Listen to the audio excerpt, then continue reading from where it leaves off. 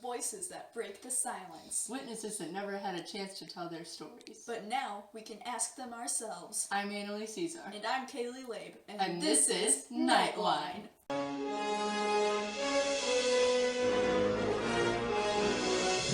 2 to 3 generations ago, you could only view the past through photographs and film.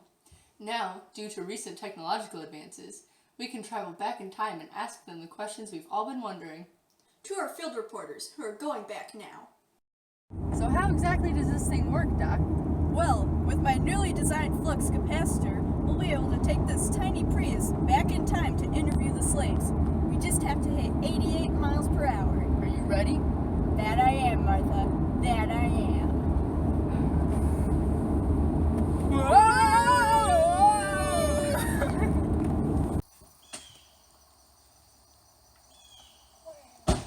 Wow, Martha, we made it to the 1800s. Alright, well let's get to it.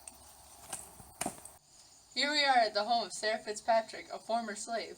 Sarah, how did you manage to socialize in this time of trouble? When the young folks wanted to go and when they didn't have to ask their mamas and papas, they asked the white folks, and if the white folks said yes, it was all right with them. See, we belonged to the white folks, not to our mamas and papas.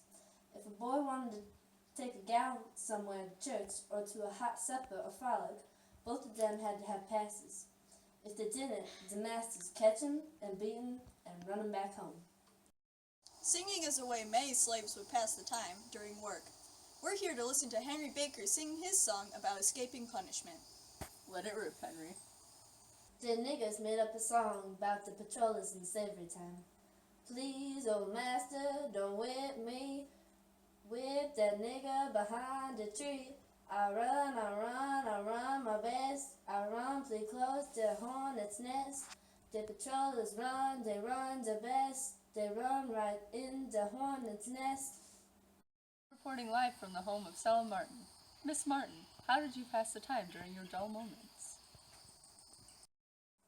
My occupation gave me much time to play, and marbles being the general game of boys in the South, and the spirit of gambling being the prevailing passion with the young as well as with the elders in the slaveholding society, I soon became not only a proficient but also a wealthy marble player.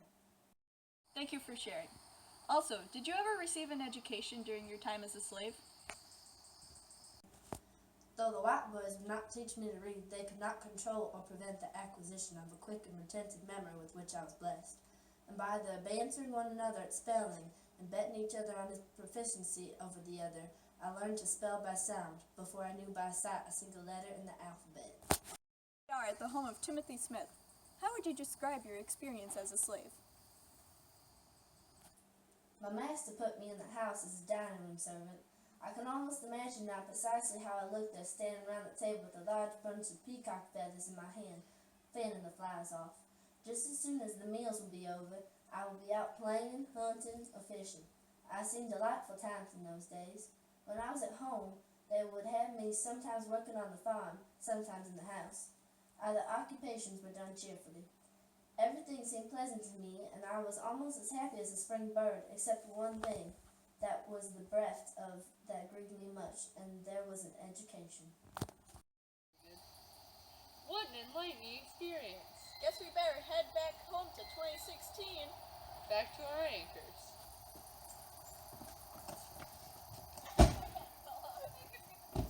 That concludes our segment for tonight. We hope you all remember these stories told by former slaves. I'm Annalie, Ciszar. And I'm KayLee, Laib. Signing off.